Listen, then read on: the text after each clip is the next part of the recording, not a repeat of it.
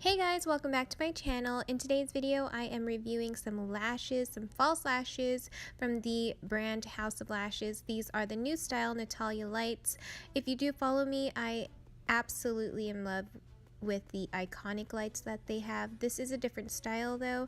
This is described as a round shape. It's a light but glamorous also style, and it is synthetic hair. I do want to mention also that I did not have to cut or modify these lashes. All I had to do was put some glue on them and apply them.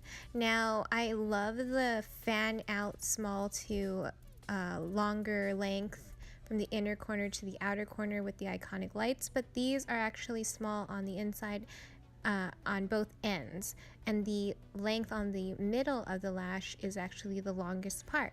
So this is what it looks like on my eye. I think the pictures on their website actually justify what they look like. They retail for $12 for 1 pack and $30 for 3 packs if you want to save $6. But I absolutely love this brand. I absolutely love their lashes. I think Iconic Light is still one of my favorite lashes because I like the wing liner. But this is the NATALIA Lites. If you're interested, and hope you enjoyed this video, hope it helped you out in any way that it could, and I will see you guys all next time in my next one. Bye guys!